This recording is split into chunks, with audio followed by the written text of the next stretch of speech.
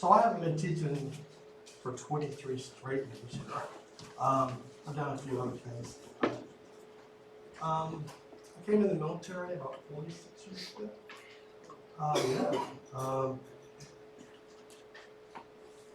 I was here in the PA school a little over 32 years ago, in your seat. And then about 22 years ago is when I first started teaching here. But then I did a few things. I didn't stay here the entire time. And not crazy. You know, I wasn't crazy. I'm probably crazy now. I wasn't crazy then. I did a few things along the way. I have a master's in Derm, and then I got a doctorate with a specialty in Derm along the way too. So if anybody wants to know how to do that, send me an email or text me. Like he said, in the Army's infinite wisdom, I'm a contractor now. I retired from the Army. I retired from GS. Now I'm a contractor. But now I've been doged. So my contract ends at the end of this month. So that's why a lot of this is going on, which is fine. You know, I'd rather be fishing and doing other stuff too. I'll do other things. I tend to give lectures at national conferences and at other universities and Derm stuff. So eventually, on that, you will eventually run into me, probably in the future at a CME conference or something like that. That's what I kind of do when I'm not practicing people in the civilian community.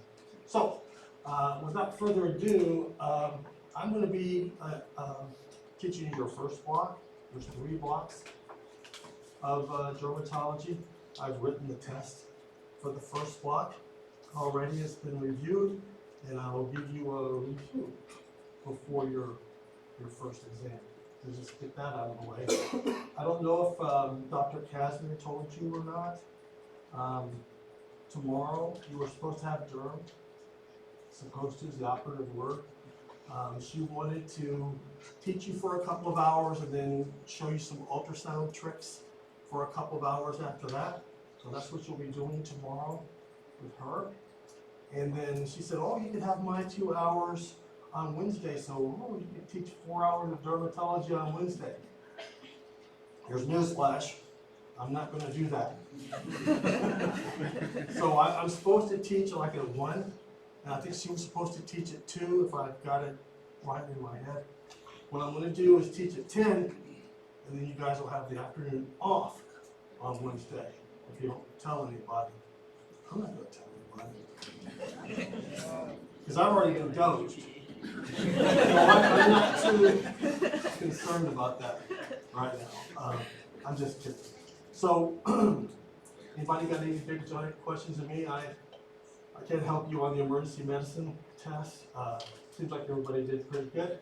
I know there's some consternation about a few things, but she's pretty good about getting questions back if it's legit. Anybody got anybody flying like an eagle right now? And you got any hangovers or anything in here? Any Kansas City fans in here? I have a lot of family with Kansas City fans. I don't really care, but they're not feeling too good this morning. I know after an exam and after a Super Bowl, the people are really not interested in listening to dermatology, but I'll try to make it a little entertaining for you this morning as we go through. So, without further ado, dermatology. These are the things that we're going to go over this morning. Some anatomy, which I'll talk to you not specifically about the pieces and parts. I'm going to kind of do the 30,000-foot view for anatomy. I'll spend a few minutes on that. Anybody got OCD in here? Because I don't read slides that much. So I know some people really want the slides read. I don't do that much. So there's some slides about the size of Blackhawks in here. You guys notice that? Yes. Oh, yeah. Is that what's on the screen right there? That's a fly? These are the glare off the light in the screen. Oh. You want me to turn the light off? Yeah, All right, so how do I do that?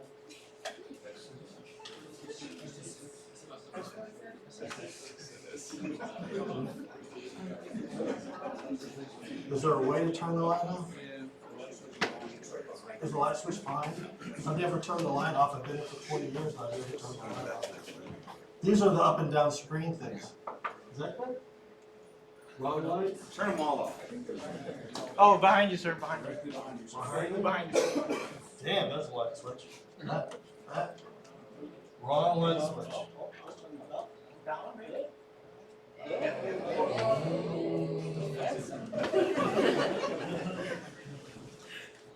Does that give people seizures out there? Make somebody have a seizure? All right, so we're going to talk about some anatomy here in a second. How to take a history, which I saw a few people doing clinical notes out there a second ago, so you already know how to do that. But I'll give you a little twist on how we do it in dermatology. Physical exam, you'll see an abbreviation, TBSE, on the slides in a minute. That means total body skin exam, which means that you have to get people naked to do an initial skin exam. You have to get kind of used to doing that. We'll talk about lesions, different types, primary, secondary, and special, and the differential, and some tests that we like to do. So, do you need to know all those little pieces and parts on that slide? Eventually, yes, you do. And I'm sure that James will tell you all about them in the second and third block, because there's certain conditions that will affect all those things. But from the 30,000 foot view, why is it important? Not just because the skin is the largest organ on the body. For you guys, besides URIs, like the flu that everyone's catching now, or orthopedic injuries, the biggest thing you're probably going to see in primary care, in your aid stations or wherever you're practicing, is going to be skin stuff. So knowing where things are located on the skin, what level of it is in the skin, will help you determine what medication you might use, whether you need to do excise something or not, what the diagnosis especially, because having the right diagnosis is probably 9/10 of the thing, what you need to do. So when you're looking at that, what I want you to remember mainly is you have the epidermis, the dermis, and the subcutaneous level. There are certain conditions that are going to present just on the epidermis. For example, seborrheic dermatitis and psoriasis. Those are conditions that are basically the epidermis not acting right, not sloughing off as fast as it is. Because epidermis mainly is just dead skin cells.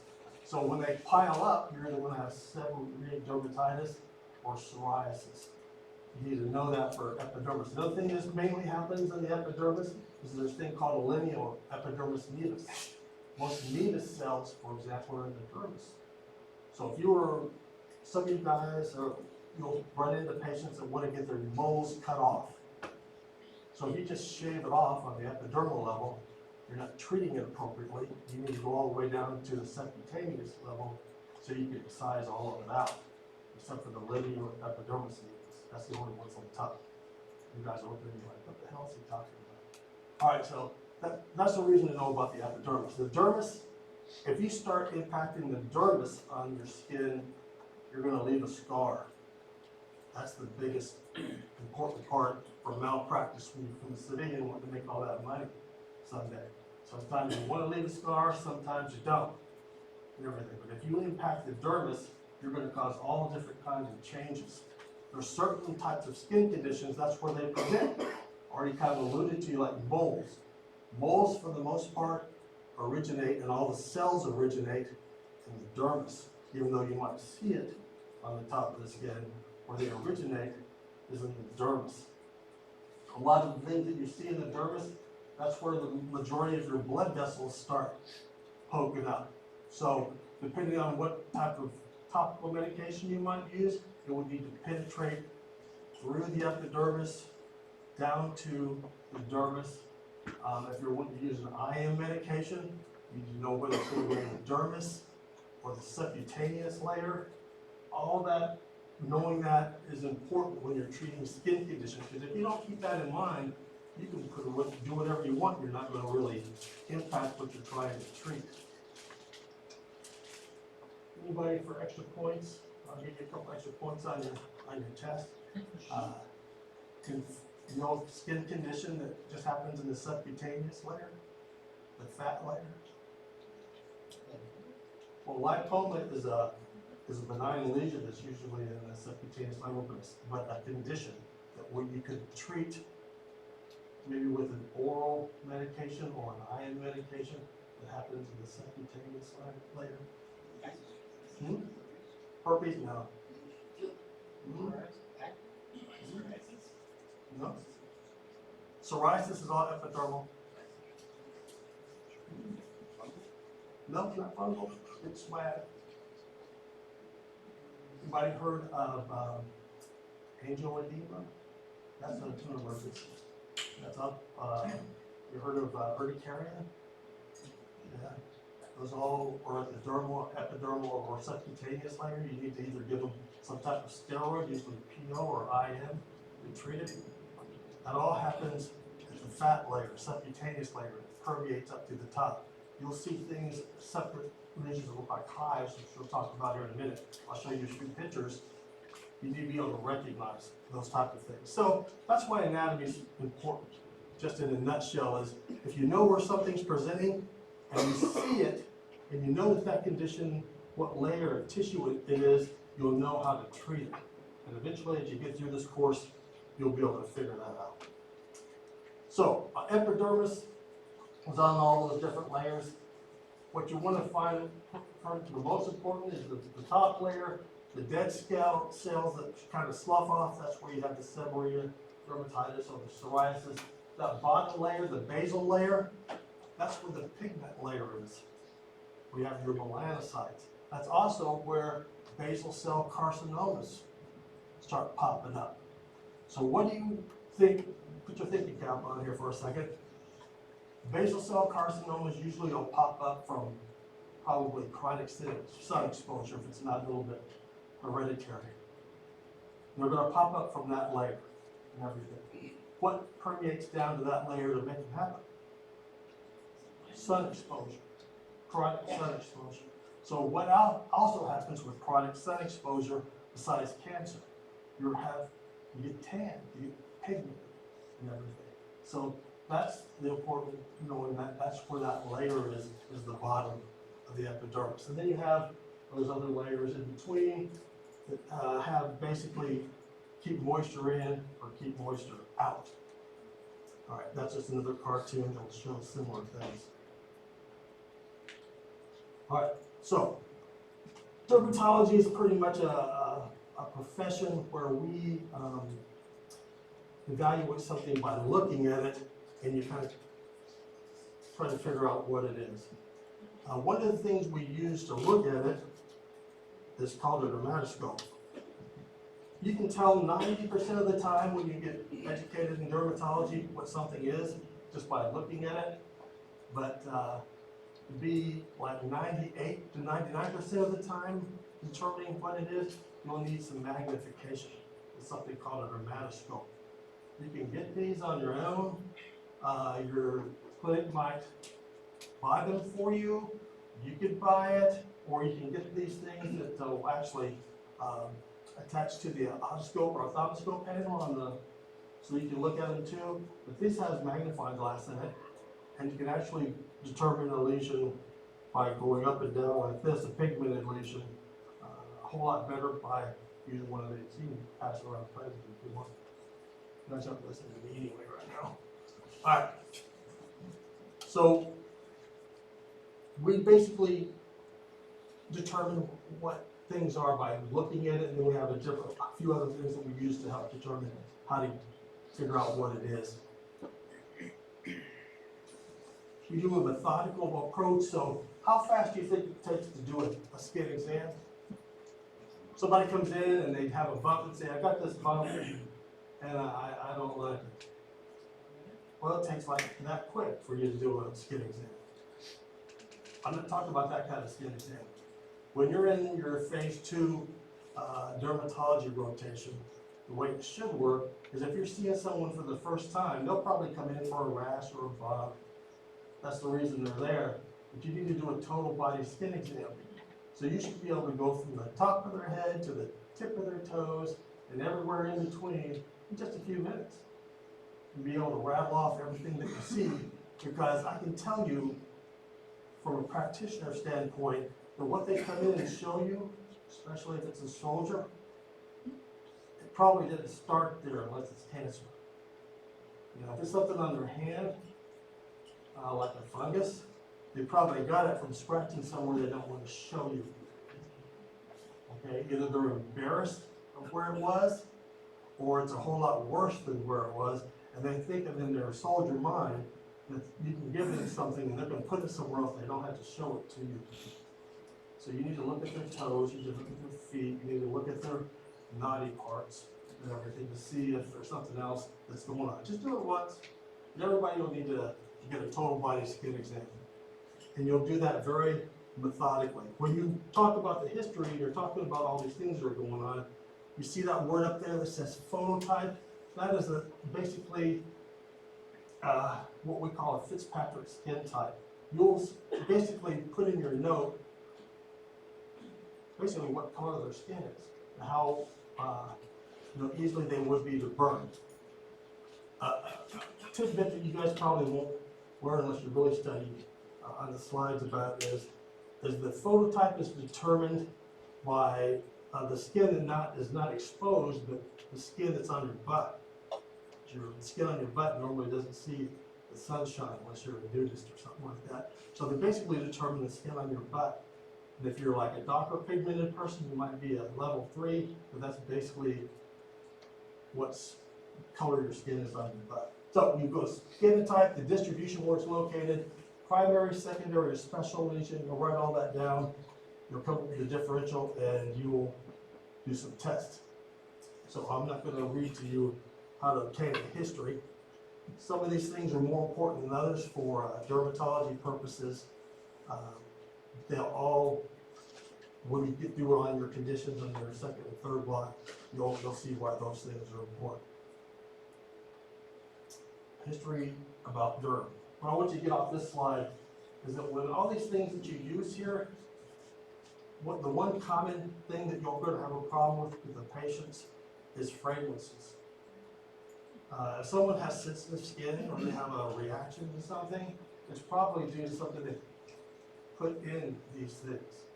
Like, for example, the soaps, if they have a Dove, which doesn't have a whole lot of fragrance, they're probably not going to have a reaction to it. But if they have something from Bath and Body Works where it smells real good, and they come in with a rash, that might be a place to start.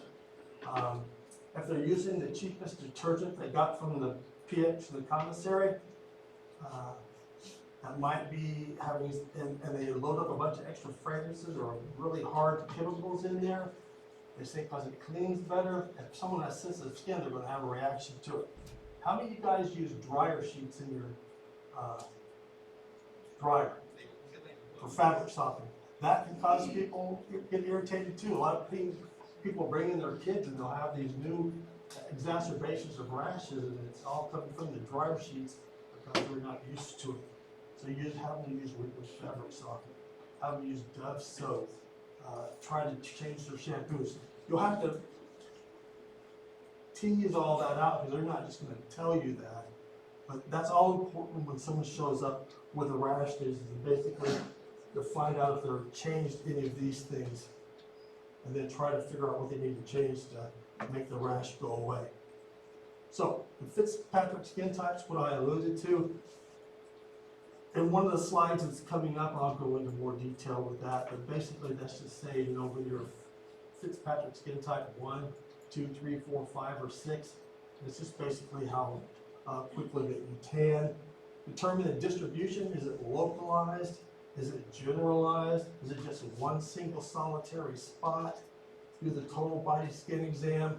Determine if it's a primary lesion. You'll need to know the definition, hint, of a primary, secondary, and special lesion. Primary lesion would be like the mole that they came in to show you. A secondary lesion would be like, say you had this mole that you want removed, and you keep bumping it because you're shaving over top of it, and it forms a crust on top. The crust would be a secondary type lesion, trauma to a primary lesion. And a special lesion, and this is all in the slides that are coming up. A special lesion is one that doesn't fit the first two categories. You want to do well on the exam for determining this. Memorize the short list. There's only 3, 4, 5 special lesions. So if you know that, you know that the secondary lesion is trauma to a primary lesion. It makes the test questions easier. So look at the special lesions and check for secondary and special causes.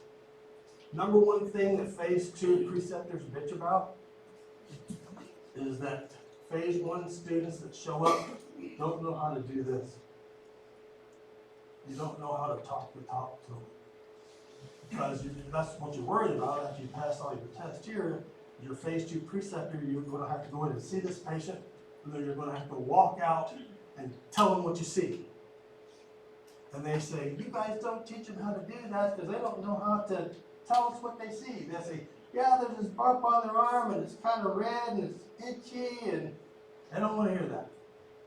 You know how you learn how to do these soap notes and you wonder, why the hell do I have to do these soap notes when MSS Genesis is going to do all that and just fill in the blanks, and the medic does all this stuff for you anyway. You don't have to do this, like this. Well, we still make you do it. Well, this is what the preceptors want you to do in phase 2. They want you to be able to walk out and describe what you see in a military manner. Once you do it 4 or 5 times, they'll quit making you do it. And then they'll want you just to tell them exactly what you see. But to start out with, when you see something, you give them the number of what it is, how large it is. How do you know how large it is? It's not, if you've done a zillion of them, you might be able to guess it. If you don't, have a little ruler in your pocket and measure it. Here's another tip for you. When you're seeing patients out there eventually, take a picture of everything. Put a ruler next to it so that when they come back and see you and you measure it again, you'll know if it got bigger or smaller. Even with acne, take a picture of it. You'll be able to do these things, so save yourself some trouble and take a picture of it. The color, be able to describe the color. If you're a medic, you can use words like red, black, blue. There are some medical terms that go along with that, like erythematous, violaceous,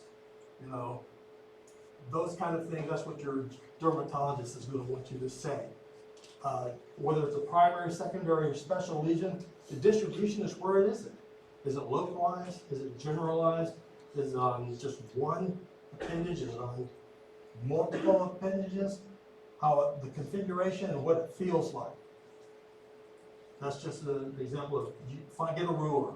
Get yourself a ruler when you're in dermatology. Just save yourself some trouble. Measure it, because they're going to want to know size, shape, color, distribution of the lesion. Start out with 64-year-old dude, don't say dude, 60-year-old guy. He came in with a 5-millimeter papule on the volar aspect of his forearm. It's been there for 5 years. It hasn't grown in size. You want to be able to do the rep. All right, there's some examples of those doctor words you need to be able to say.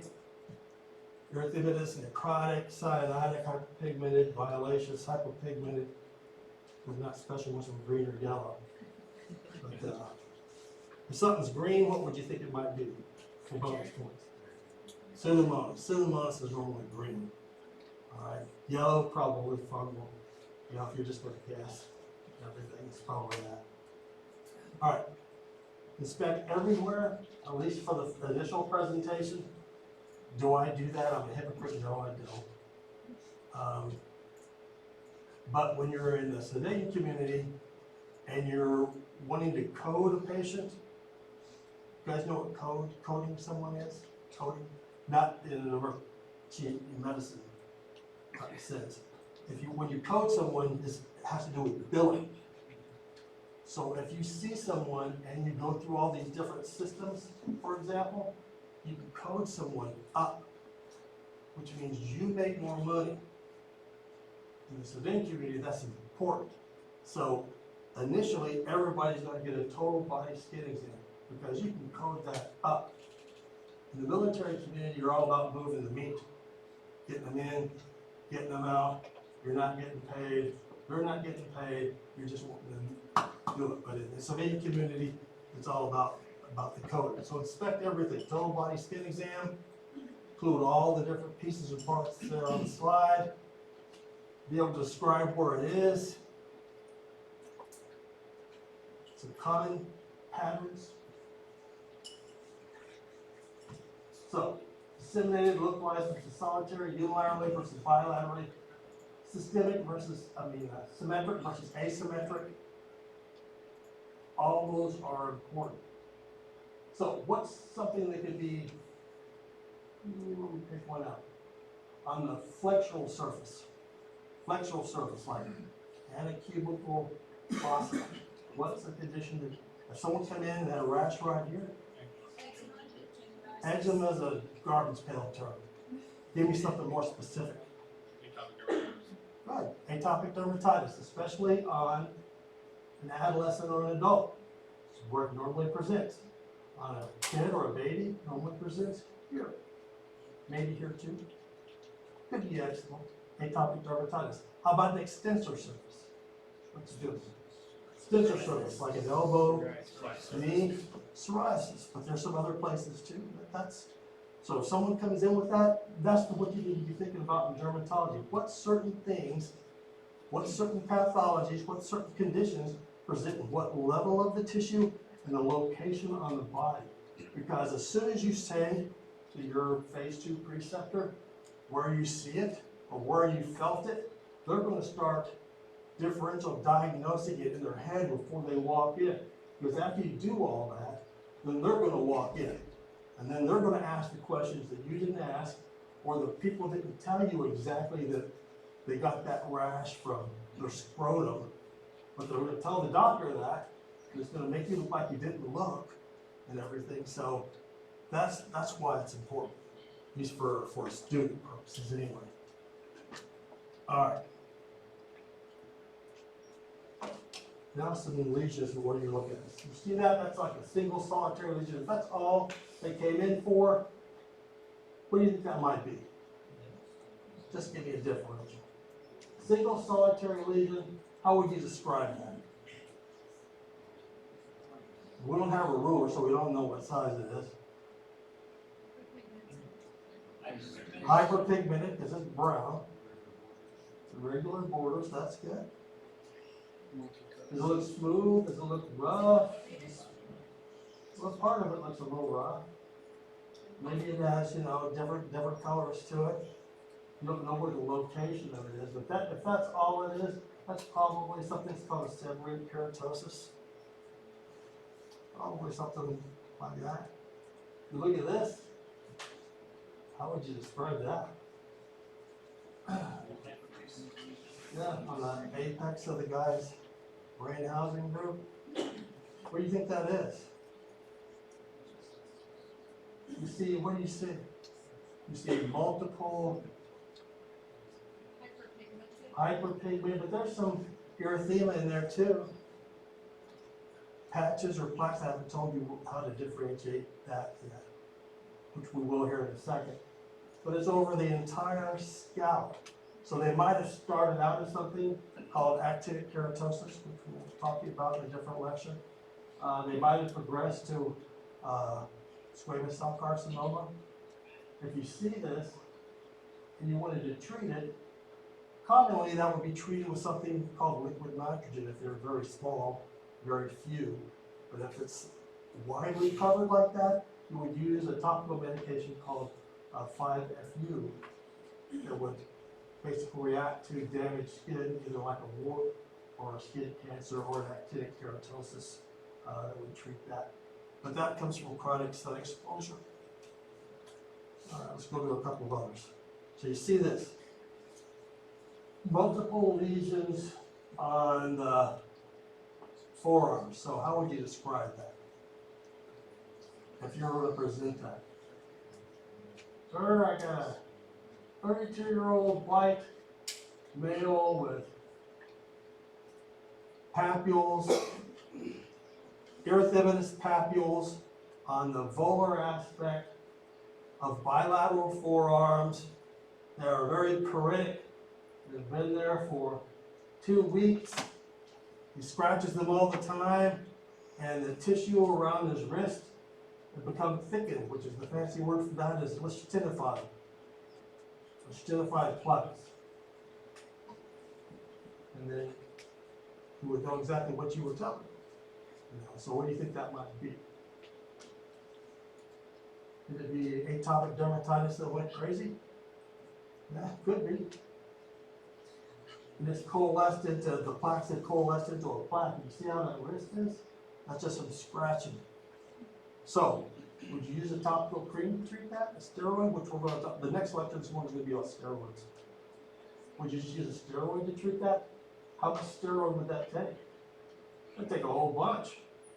You think you want to give them maybe a little oral steroid too? Maybe a little IM steroid just to kick it up? So these would be the things you need to be thinking about. All right. Generalize the wider area. Wider area. This is just to tweak the brain of these. Dermal, so that's a dermal area. What do you think that is? Shingles, yes. Yeah. So, would you give this person some pain medication? Absolutely. Absolutely. Absolutely. So that's a reactivation of the. You guys had that infectious disease, right? You guys already know about that. I won't tell you about it. All right. Flexor areas, atopic dermatitis probably. Extensor, plaque psoriasis. You guys already looked at the slides. Intriginous. What do you think that is? Fungal. What type of fungus? Candida. You guys have infectious disease. How would you know that's probably Candida? Why? Yeah, why? I think, but you see the little things down here from where her appendage touched? Those are called satellite lesions. So that's a hallmark sign of Candida's satellite lesions. That's what that's called. Linear. What do you think that is? 190. You use wet compresses initially to treat that, but it's in a line, usually probably from brushing on the leaf. Annular is ringed. This is another way of saying ringed. Serpentuous has creeping erythema migrans. That's what's on that lady's foot there. I guess it's a lady that toenail polish. And then what's that at the bottom? Root vesicles on the erythematous base. You see anything you ever describe like that? It's herpes on a test question. Root vesicles on the erythematous base. Can you cure herpes? No. All right. So, when you're palpating it, you will need to palpate it. You need to be able to describe it with these type of words. So, if something was blanchable, what should you be thinking about? If you can touch something and it blanches, what should pop up in your mind? If it blanches, when you palpate it, might be vascular. You're pushing the blood away from it, and you will let it go. You know, when you're checking capillary refill, blanchable. All right, if something is rough, you're palpating it. Smooth, most moles are rough. You palpate it, it's rough, it might be what's called a seborrheic keratosis.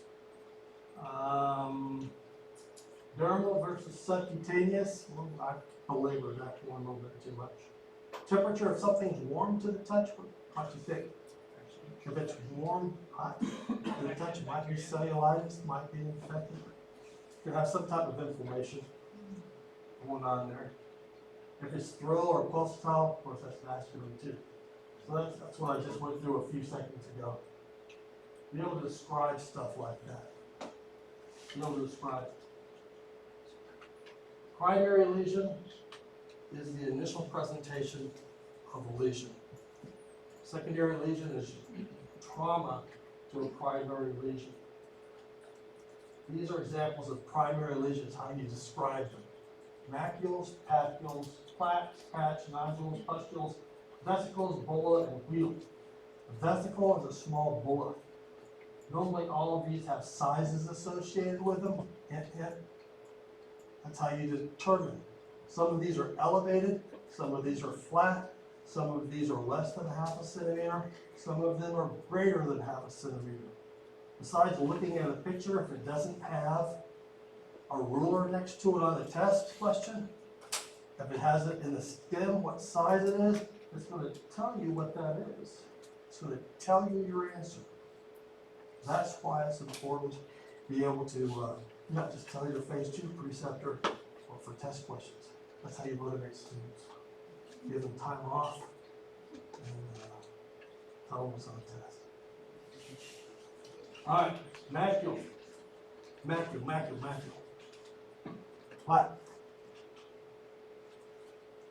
Flat, circumscribed. Patch, a large macule. It's flat, greater than a centimeter. A large macule is a patch. Okay? Our centimeter is not large, but greater than a centimeter. A papule is elevated, it's not flat, less than or equal to half a centimeter. They can coalesce, papules can coalesce into plaques. You can have little papules of psoriasis that coalesce into a plaque psoriasis, for example. So there's plaque psoriasis. Is that flat or elevated? It's elevated. When you touch it, it's probably rough too. Here's some, if you pick at psoriasis, what would you see? If you pick some of that. Remember I told you seborrheic dermatitis is a hyperproliferation of the epidermis, so is psoriasis. If you pick at this, you're going to get a little bit of pinpoint bleeding. It's called osteo. If you pick at psoriasis, it's kind of greasy, scaly type stuff. It's not going to bleed. Psoriasis will kind of bleed when you pick at it. Why? Because it's a little deeper in the epidermis, but it's still part of the epidermis. All right. Nodules. That right over here is what's called a keratocanthoma. I don't think I'll be giving you that lecture, but that's what that is a keratocanthoma. If you see something like that, even though it's technically classified as a benign lesion, you want to excise it because it masks squamous cell carcinoma. So if you see a big red bump with a thing in the middle that looks like a dried up zit, shave it off and send it to pathology. It's between me and you. You might find squamous cell carcinoma. Everyone I've ever removed came back squamous cell carcinoma. But in your test and on your slides, which I won't be writing that test, it's a benign lesion by definition. Okay, this right here is neurofibromas, neurofibromatosis. You saw a whole bunch of these. If you touch them, they kind of feel like marshmallows. Von Rickenhausen syndrome is what this is usually associated with. Elephant man disease. These are nerve sheath tumors. I'm just telling you that because I know what it is and everything. But these are the type of things you'll be able to see. All right. Pustules. Are pustules infections? Do all pustules need antibiotics? I guess is what I'm trying to say. No, they're just filled up with dead white cells. Because, for example, if you have pustules with pseudofolliculitis barbae, they don't need an antibiotic. You need to take care of the hair that's causing the pustule. The treatment. All right. All right, pustules. And then there you have some acne pustules. That inflammatory acne over there, that does need an antibiotic. We'll talk about that when we talk about acne. All right, so you see the dewdrops on the erythematous base on the shaft of that penis there? That's herpes. I had a person that had that on their forehead one time. A soldier told me that they'd never had sex in their life. It was right there on their forehead. What do you think this is? Whoops. Not that. What do you think this is? A what? Bites? Well, it's kind of a bite. What do you think that is? It's not herpes. It's not herpes. So remember I told you there's certain things you need to kind of think about when it pops up in certain parts of the body?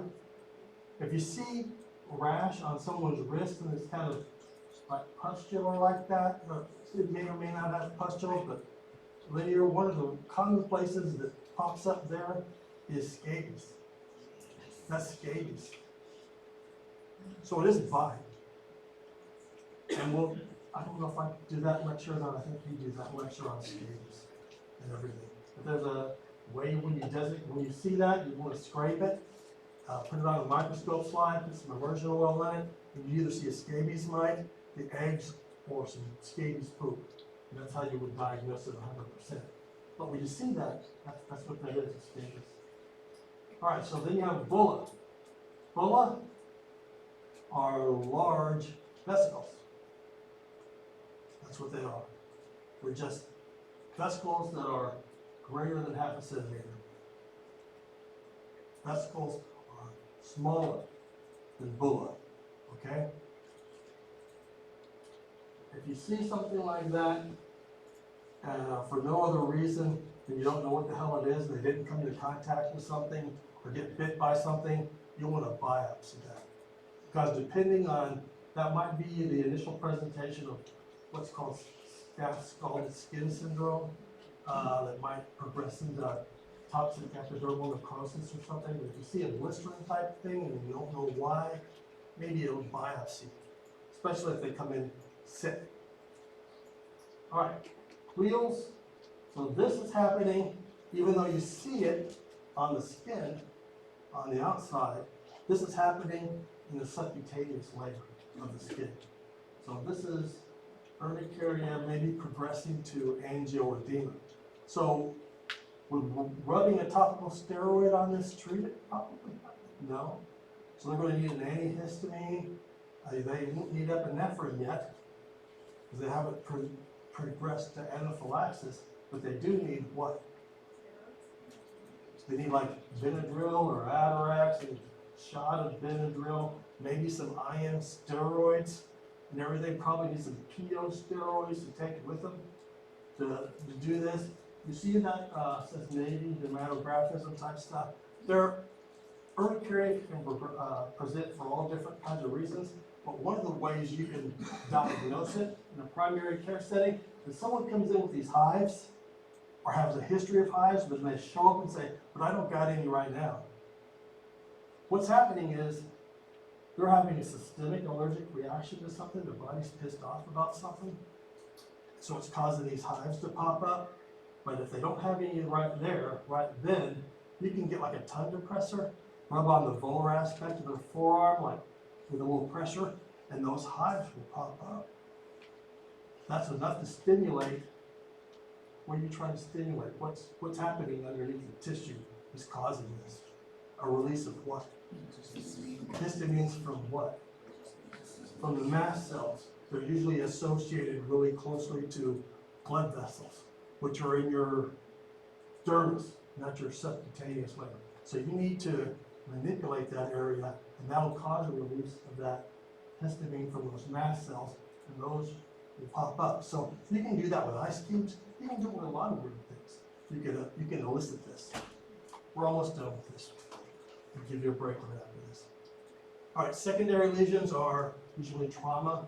The primary lesions. Now, could you have a secondary lesion? This is going to sound like a chicken shit way to say it. But can you have a secondary lesion where you don't see a primary lesion? Yeah. But you need to like hypothesize that started with a primary lesion, you just don't see it now. And that's why they got it. Unless there's history of some kind of trauma. So if you have excoriation, you can get excoriations from falling off the bike going down the street. there wasn't no primary lesion there. You just have abrasions or scoriations from whatever. So that's not necessarily the same thing. All right, those are examples of secondary lesions. These examples here, I've got my buttons messed up. These are secondary lesions. Right here. So,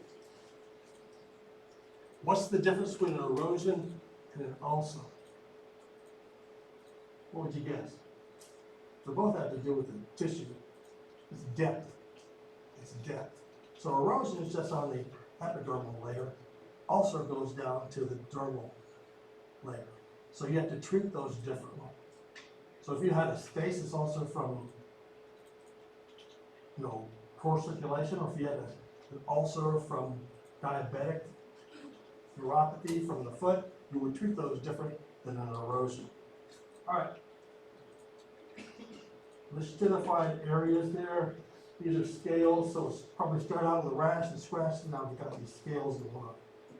See all these things? So he's got this going on, got this going on. It's got this and this going on. What do you think is the primary reason for this? Fungus, probably, right? Look what's going on with the tips of their nails there. So you're going to put cream on that and make it go away? We'll probably need an oral medication with that, like terbinafine. And the cream. What else is going on here? Probably got an ingrown nail that needs to get treated there too. So you'll be treating all that. Not just, here's some ketoconazole cream, come back in a week. So you'll be treating all that. Okay. Secondary lesions, these are just more secondary lesions. Crust. Why do you think these blue lines are there? Why do you guys think these blue lines are there? Just showing you, taking a picture of it, getting ready, where they're getting ready to take a biopsy. They're trying to figure out what the heck's going on. So what do you think this is? Honey-colored crust, pink type. You guys are smart. But these are erosions, just epidermal erosions. What do you think that is?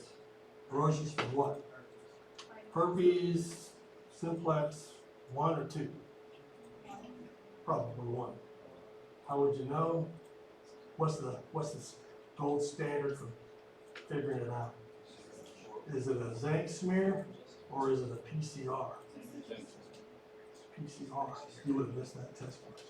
I don't know if I will write that test or not, but PCR is the gold standard. Is everybody still with their giant nucleated giant cells or whatever? That's probably going to be on some test somewhere. PCR is the gold standard. All right. There's an ulcer. Fissure is just a crack. Something dries out over a period of time. You can get fissures really bad on the palms, where things bend on the lips, on your butt, all those places, fissures. Atrophy, this is how you malpractice people. Putting steroids on too long of a place or too strong of an area, and it causes thinning of the skin, or telangiectasias, that's what these are, telangiectasias. Spider vessels, putting stuff wrong, tube wrong. Putting real strong steroids in the armpits don't work well either. Scars, keloids, and regular scars, which we'll talk about later. Here's a short list. Special lesions. Be able to recognize this for test purposes. These are all special lesions. So a comedone is a special lesion. Comedone, zit, special lesion. Petechia, purpura. So petechia are small bruises, purpura are large bruises. Petechia can coalesce into purpura. They're special lesions. All right. So scratches, scoriations.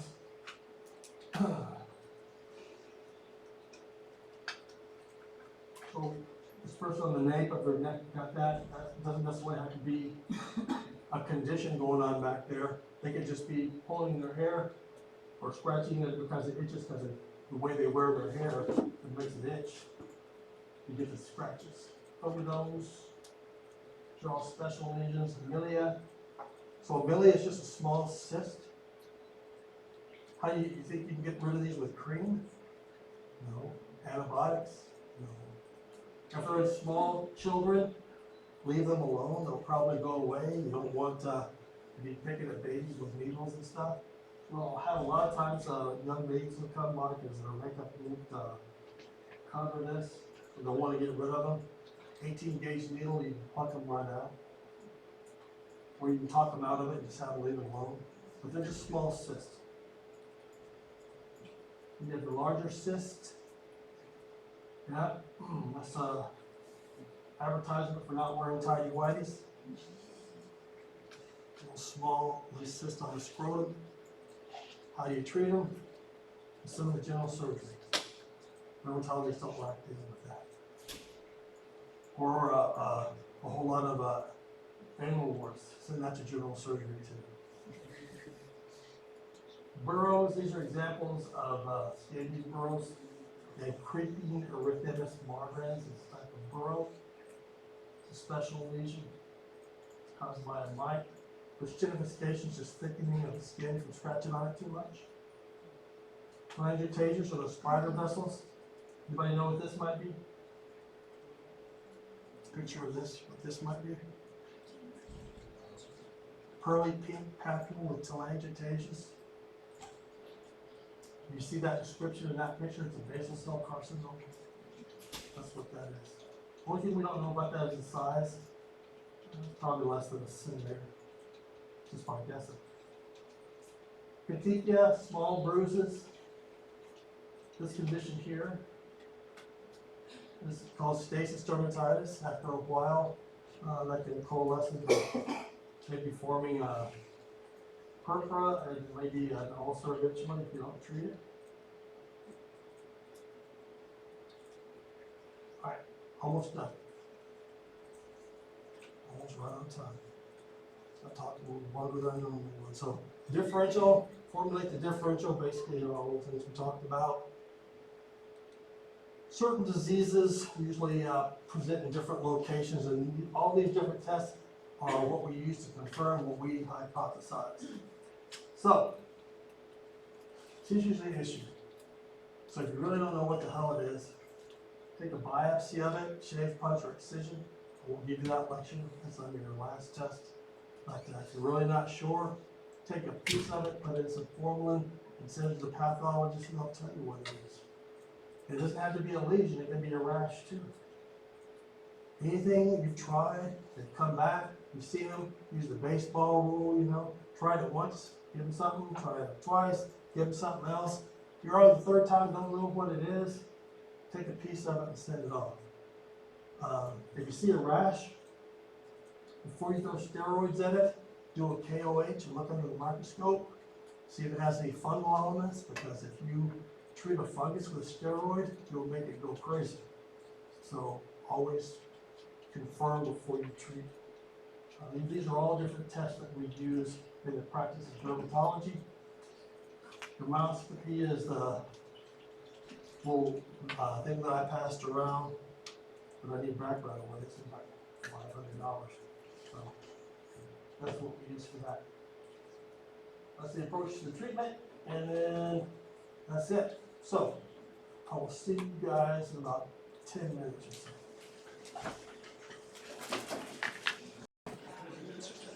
Logistics. This one won't last as long as that last one. I won't pontificate as much on this. I'll tell you what you need to worry about for the test, though.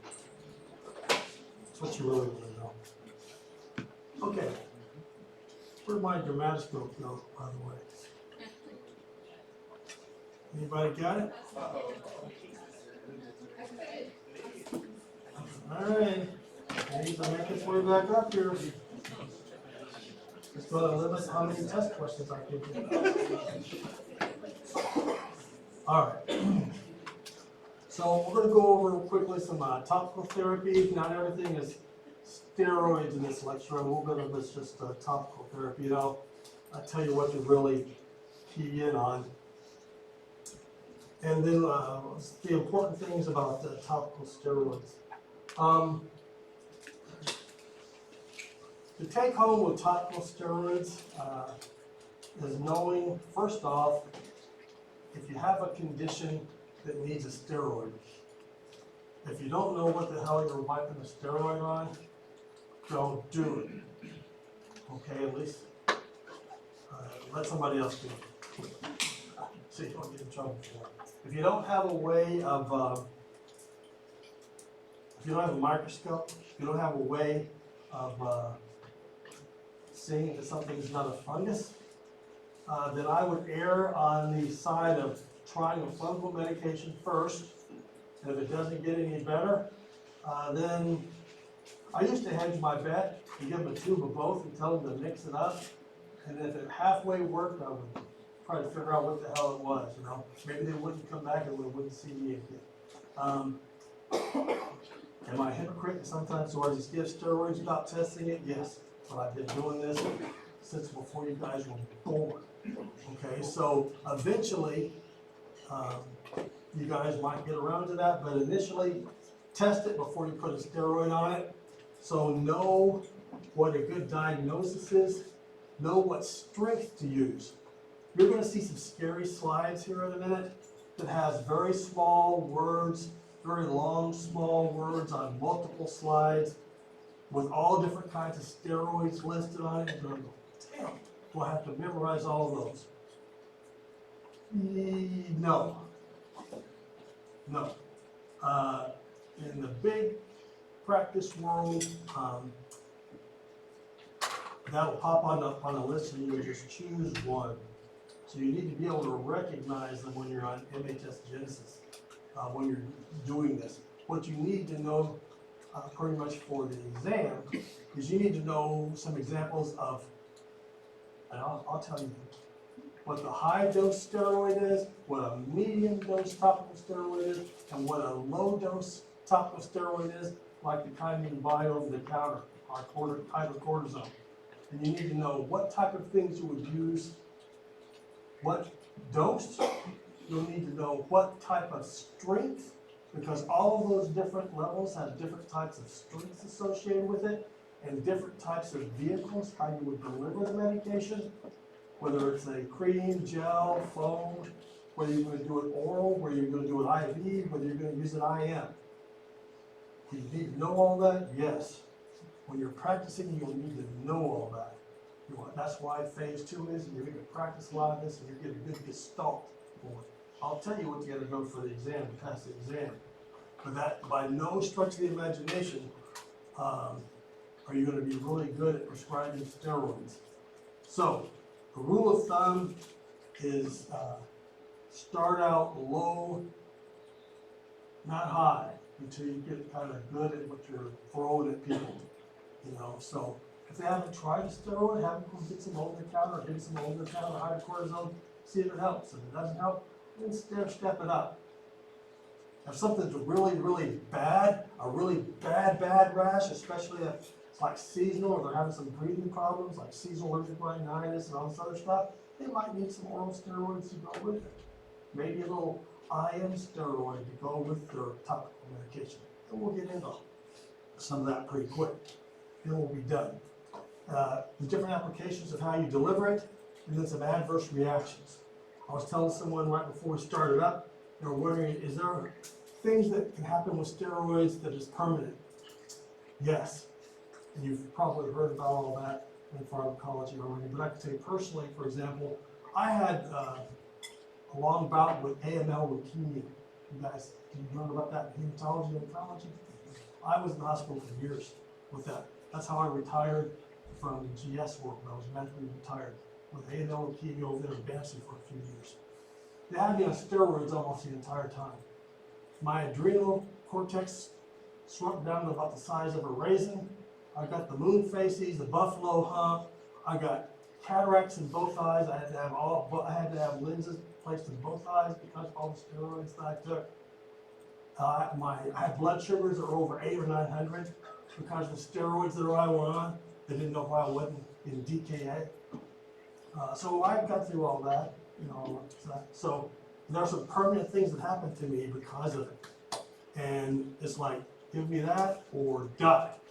So you don't want to be in a position where you're giving someone steroids because of these problems. And I'll tell you some of the things that we want to do that you don't want to do so you don't malpractice somebody. So, purpose of topical therapy, whether it's a steroid or not, is to fix what's going on with your skin. So the skin's main purpose is to keep stuff in and keep stuff out. Keep bad stuff out and keep all the good stuff in. Have you guys heard the phrase, if it's wet, dry it, if it's dry, wet it? You heard that? That's kind of like the medic way of when to give cream, when not to give cream. So if you have some skin that's drying out, what would you do? You try to moisturize it, right?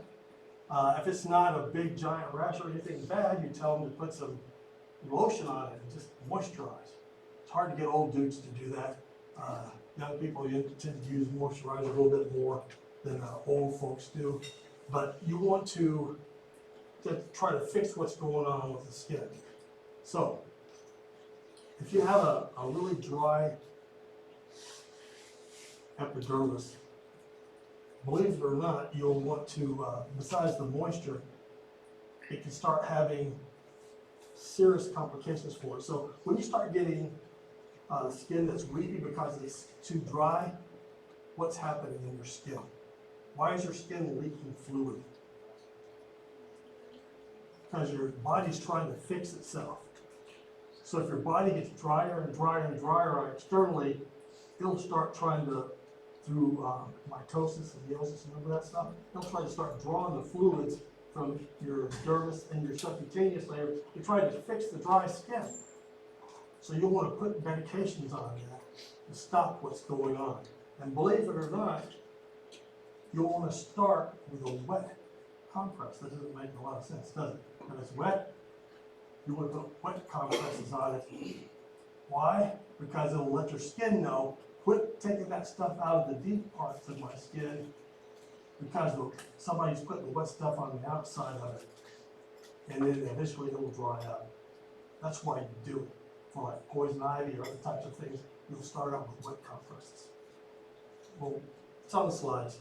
You can read it a few times. It'll start making more sense. Some of the things you can get over the counter: amlactin, black hydrin, CeraVe type creams. That's what we use to moisturize it. It's again to restore what you're weeping out of the tissue. Something gets excessively dry, other than scaly, it can start becoming, skin might break down and start getting a little red.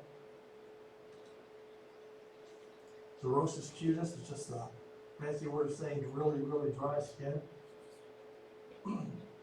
So, exudative, inflammatory things, you want wet compresses until it dries out. And those are the things that it does. Suppresses inflammation. If there's crust, it degrades it. Then you repeat the cycle until it starts drying out, and then you quit using the wet compresses, and then you use the moisturizing creams. Benefits: suppresses the inflammation, wound debridement, and drying. An antibacterial effect. So, I want you guys to put a star on this. This acetic acid. Acetic acid. So that's an antibacterial effect. So if you think you have some type of infection starting up, you want to add something topically instead of orally for someone, you'll add this. Oops. You'll add this to your compresses. Acetic acid. There's a condition that's, you guys heard of Pseudomonas before? You heard of Pseudomonas? What do you normally treat Pseudomonas with? What medication? What else? Cipro, okay, so there's a skin type condition that sometimes people get, especially in OBC, called hot tub folliculitis. It's where you go into the Motel 6 and you go in the hot tub because they don't heat it up enough, and they've got all those dead skin cells and Pseudomonas floating around, and you stay in there too long because you break too many strabismus, and you get folliculitis inside your hair follicles. And it itches real bad, you might have a little bit of a low-grade fever. If you add this beta-salicylic acid to it, the compresses, it will kill Pseudomonas. If you get a toenail with Pseudomonas up underneath it, which is a different lecture, one of the things that you can pick besides Cipro or some of the other medication, especially if the toenail, because Pseudomonas is very operative. It goes in wet areas, especially underneath toenails, they get emulsed a little bit. The beta-salicylic acid, if you soak your foot in it, underneath your toenail, it'll kill that Pseudomonas. You don't have to give them anything orally. There used to be a test question one. I don't know if it still will show up. That is the medication you can use topically to kill cases of Pseudomonas. All right. These are some examples of what you use wet dressings for. Do I always use wet dressings for poison ivy? Not if it's not real bad. Usually it's a little hydrocortisone in it. Some of the things you can use it for. Wet dressings. And again, you can use these wet dressings, especially if it has a bacterial component to it with that acetic acid, like the Pipitino. Any of these things you can use wet dressings for. Some of it you can use the wet dressings for the debridement purposes, to get rid of the scale. All right, here's some examples of what you can impregnate your wet dressings with. Could be something as simple as water. Burrow solution, you guys heard of burrow solution before? Usually you do that for people who have like tinea pedis or soak their feet in burrow solution. Silver nitrate, don't use it that much. It tattoos skin. Acetic acid, there's another one that's just start of that. It's basically dilute vinegar. It kills Pseudomonas. Pseudomonas. So, with steroids, like any other medication, the best time to apply, what do you think the best time to put it on is? Yeah, when your skin's moist and your pores open up, that's the best time to put the medication on, not while you're dripping wet. But right after a shower, for example, you dry off and everything, that's the best time to apply topical medication. It's when your pores are opened up and penetrate the skin deeper. Penetrate the skin. All right. Example of a wet dressing. Just could be anything based on the affected area. A good example of a wet dressing. I had a guy, older guy, that has stasis dermatitis. That's the condition on the lower extremity. Usually older people get it. Their circulation's not as good as it used to be, and their skin starts getting really dry. There's a vascular problem. They start getting this petechiae that turns into purpura, and it could potentially be ulcerated. So you want to try to back that off and get that rash to go away. So you get some triacetamide, get 1 pound jar of it, have them just lather it on their legs. You get a wet towel, warm wet towel, and wrap it around their leg, have them leave it on there 30, 40 minutes twice a day. It'll help that stuff penetrate down into their skin and take care of the problem. So you can use wet dressings with steroids impregnated in them for certain types of conditions. I don't expect you to know that. I'm just saying that's an example of where I use wet dressings all the time for conditions that just don't go away. So here's those scary slides I told you about. What I want you to know. What I want you to know. So, would you think group 1 is stronger than group 7, or group 7 is stronger than group 1? Just thought it. 1's a lower number than 7. It's a trick question. So group 1 is stronger than group 7. If you look at this slide at the 30,000 foot level, you see a lot of things that say beta's all right. Now group 2 is pretty strong too. You see like, dexamethasone, betamethasone. None of that just says hydrocortisone. Hydrocortisone is a group 7 for the most part. There's some stronger hydrocortisones, like Westcourt, that's like a group 3 or 4. But what I want you to know is to be able to recognize a strong, medium, or a low dose topical steroid. Just be able to recognize it, not memorize it. So, these are all what I would categorize as pretty strong steroids. But number 1 is stronger than number 2, is stronger than number 3, and number 7 is the weakest. That's the number 1 take-home point is group 1 is stronger than group 7. That's what I want you to know in phase 1. There's a list of more. When I graduated phase 1, and I was freaking out about this because I like dermatology, you can get these little cards that have all this listed on it and put it in your pocket, or have it in, I guess you have everything electronically now, so you can just pull it up on your phone or whatever. If you're just ever wondering what to pick, you can pull these things up. It's easy to find. Easy to find. So these are kind of medium dose. These are medium dose, the top 2. Then you're getting down into the 6 and the 7. Those are low dose. You see the middle name there, generic name for group 7, hydrocortisone. Hydrocortisone. That's the lowest dose. Lowest dose. You have some other hydrocortisones, triamcinolones, and desinides in group 5. I'm not going to try to trick you like that. But those are sort of medium. Westport's a very common one you'll find in your sets, kits, and outfits if you're in the Army. That's sort of a medium dose. Clobetasol is one that's very common. It's a group 1 steroid. These all come in different vehicles, and that's what I want to torture you here in a minute. Talk about the different vehicles. So recognize 1 and 7.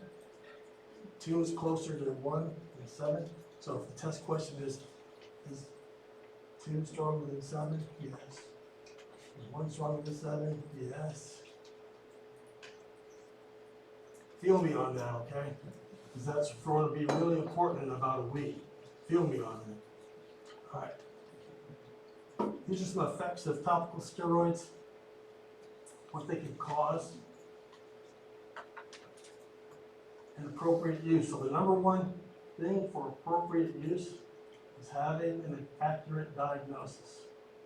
That's the keys to appropriate use of a steroid.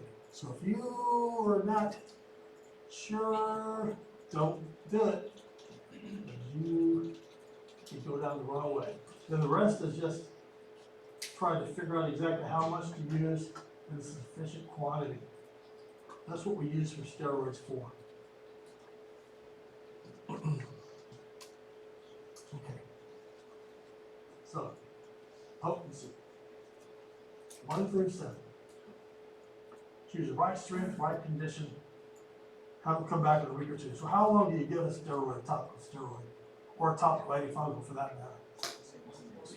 Yeah, 1 to 2 weeks. That's what I usually do. How often do you apply it?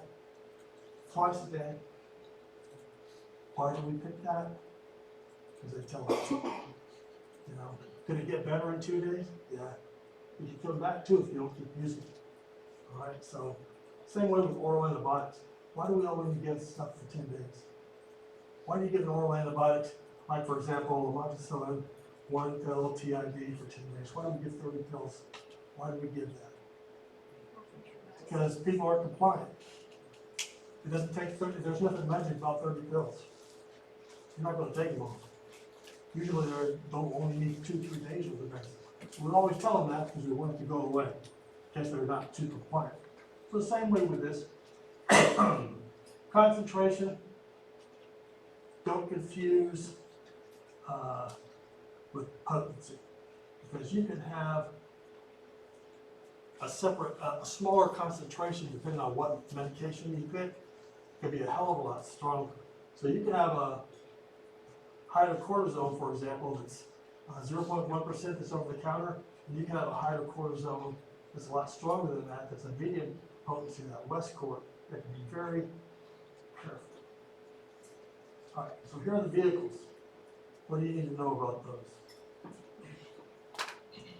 Creams are most cosmetically appealing. You can kind of put them anywhere. They're usually the lowest strength. Ointments will penetrate deeper. So for example, if you had some really thick psoriasis, it's kind of thick, how are you gonna get through that scale? Cream's not gonna work as well as an ointment.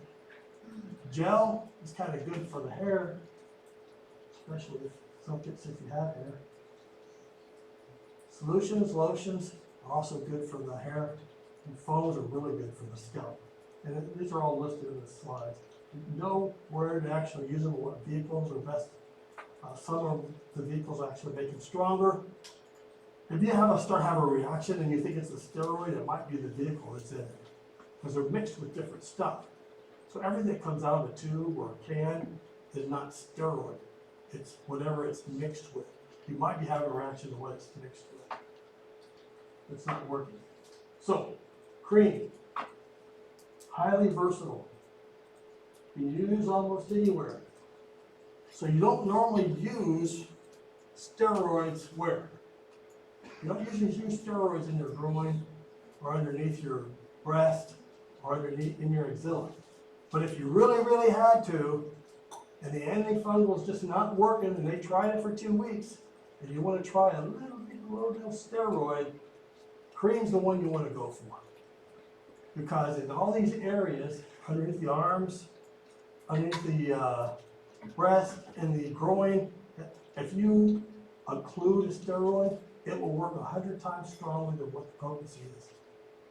That's one of the ways we get as providers to get a low dose steroid to act like a high dose steroid if you don't have access to it, is by using occlusion. And that's in the slides too. All right, this is most useful in intertriginous areas, but I can't even think of the last time I told someone to put a steroid in the axilla or the groin. I can't even remember doing it, it's been so long. All right, ointment, most lipophilic and occlusive. It penetrates deeper, increased potency. That's what you need to know about that. A gel,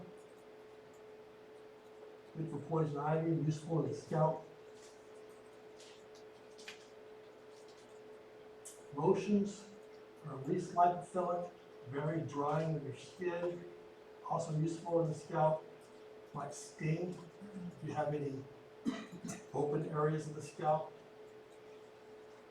And then foams, which I really want you to know about this. Foams are usually the strongest.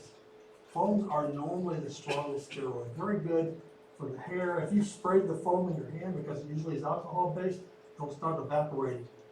The biggest thing you need to know about foam, because it's so strong, you do not use this in children.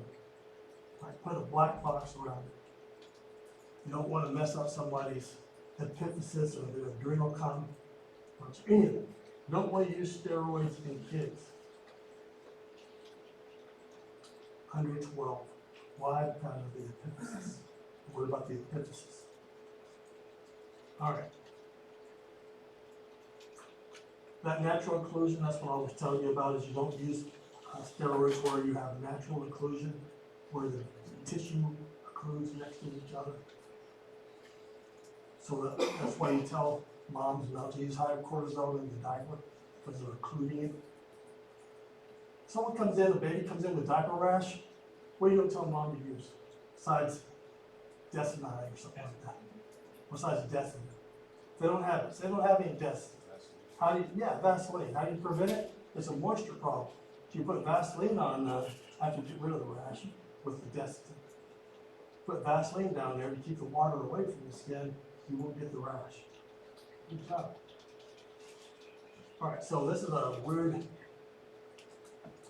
picture about trying to point out occlusion. Have I ever told somebody to do that? Yes. Have they ever done it? No. So what's one of the ways you could tell someone, occlusion doesn't have to be plastic to take. If someone had a rash on their hands and you wanted a steroid that you put on there to work, and they're putting it on after a shower so it'll penetrate deeper, they're still just not getting it. Hand eczema is probably the hardest eczema you have to get rid of. How could they have occlusion with steroid with hand eczema? Well, yeah. So have them get a white gloves, you can buy them wherever. Then after they put them on at night when they go to bed, and then just in the morning, take them off, throw them in the washer, wash them and use them again. Gloves is a good thing for occlusion. My guy's got a bad case of psoriasis, so yeah, he's got steroids all over him and he's being occluded.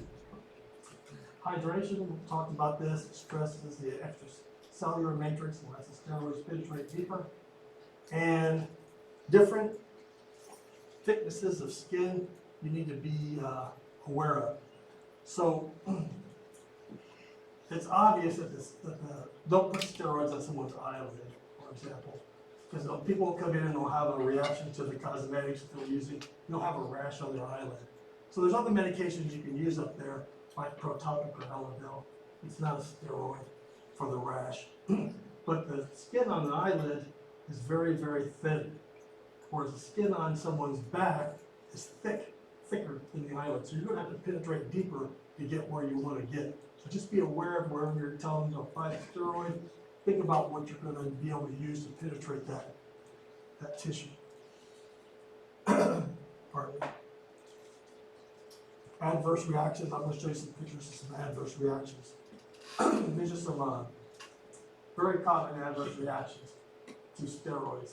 Hypopigmentation. You use a steroid too long in the wrong place, you're going to cause the melanocytes to quit working, atrophy, thinning of the skin. If the steroids penetrate around the vessels, you're going to get bruising, striae, streaks, steroid acne, infections. That's an example of atrophy and hypopigmentation.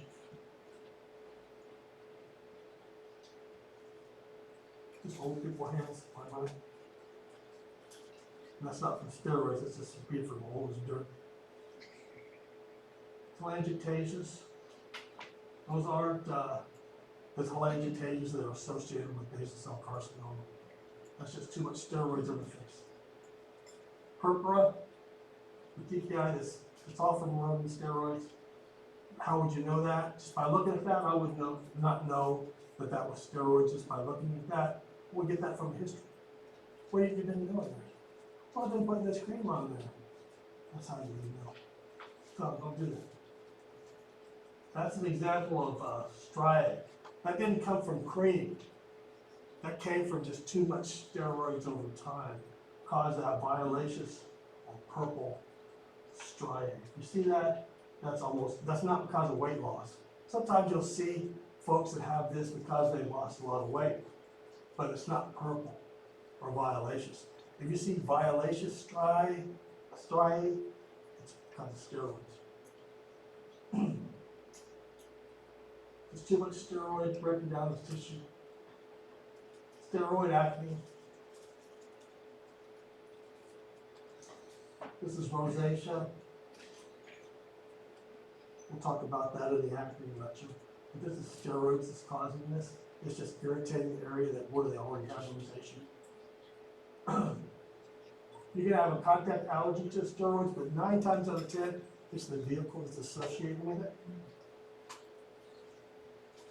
This is a patch test. They don't do as much of these as they used to, but they basically put a little square patch on the person's back, and because they're having a reaction to the beta-methazone, they cause that pop up.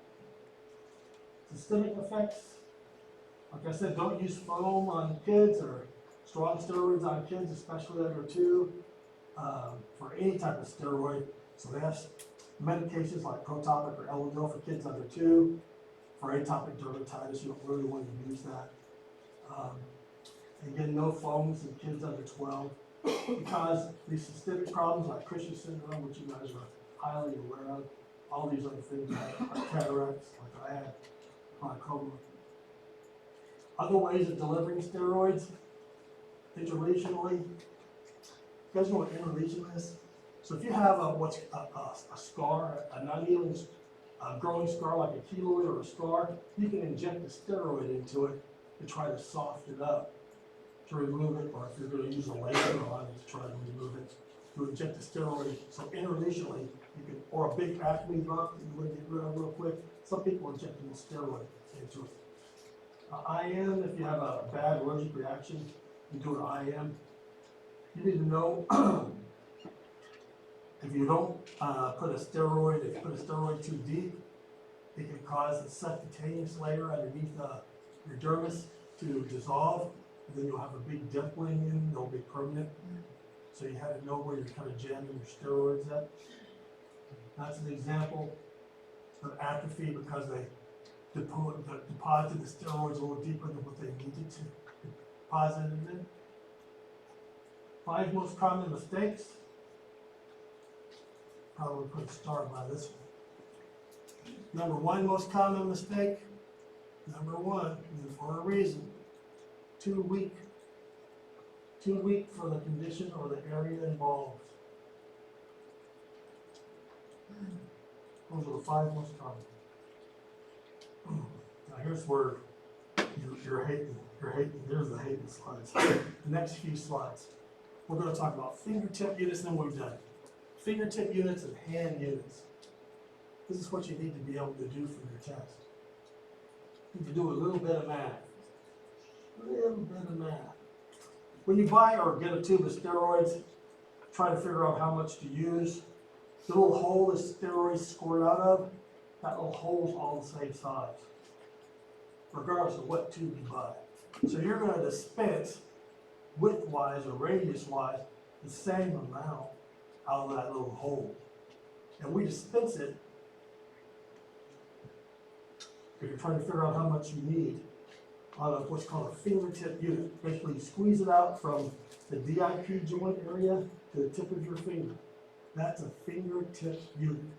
So each fingertip unit is how much? So rule of head, 1/2 of a finger, 1 fingertip unit is 1/2 gram. Most tubes have 15 to 30 to 60 grams of steroid in it. So when you're prescribing steroids for someone that has a rash this big, and you want to put cream on it twice a day for 10 to 14 days, is a little 15-gram tube going to be enough? If you just give them a 15-gram tube and say, see you later, come back in 2 weeks, they're going to go through that tube on the first application. So that's why this is important. You need to be able to understand how much is on your fingertip, how you can translate that into a hand area. So if you had a rash on someone's torso that was 2 hand areas, how many fingertip units of cream would it take to put on twice a day for 10 days? And you could figure out how much to prescribe. I'm not going to have you do that. I'm trying to scare you a little bit. In phase 2, you'll have to do that. What I want you to know for the exam is how much fingertip units are in a hand unit. So if I gave you 5 hand areas, how many fingertip units would that be? That's what I want you to know for your exam. But I'm telling you that there's more to prescribing and administering topical steroids than what I'm asking you on this test. Okay? Because the take home with it is, do I give oral steroids along with this cream? Do I give an IM steroid and some oral steroids along with this cream? Because if the condition is all over their body, a tube of cream ain't going to get it. But I don't expect you to know whether they need oral or shot or cream yet. That's what comes in phase 2. But I do need to get you started thinking that way. So know how many hand units is a certain number of fingertip units for this test. But know that that's not going to. The biggest reason that people don't do what providers tell them when you get out there to phase 3 is that you give them a tube of medium dose cream for a rash that they've had going on for a month. And you say, come back in 2 weeks, and they're done with the cream in 2 days. And they won't come back and see you, and they'll go see someone else, and they'll give them a tube, and they'll go see someone else, and they'll give them a shot, and then they'll go see someone else who will give them 10 days worth of very strong steroids 3 times a day. And then they'll come back and see you 3 or 4 months later, and they've got cataracts. because they took all those steroids that built up in their system for a month or two, and their adrenal complex got that big, and they got cataracts because they took too much steroids. Guess what? The rash never went away because they didn't use the appropriate amount of steroid for the diagnosis of what they're going to get. That's my soapbox for steroids. I want you to know for the test, fingertip units and hand units. Okay? That's what you can narrow down these next few slides to. In phase 2 and 3, you're going to need to know a little bit more of that for steroids. It's not as important for the antifungals because you're going to get a pill for that anyway, probably. So, fingertip units, hand units. Those are just rules of thumb with locations of the area. Fingertip units, hand units. No fingertip units, hand units. Group 1 stronger than group 7. Group 2 stronger than group 7. Twice a day, pulse therapy. That's it. All right. Have a good lunch, and I'll see you Wednesday. Maybe it won't be after a test or a Super Bowl.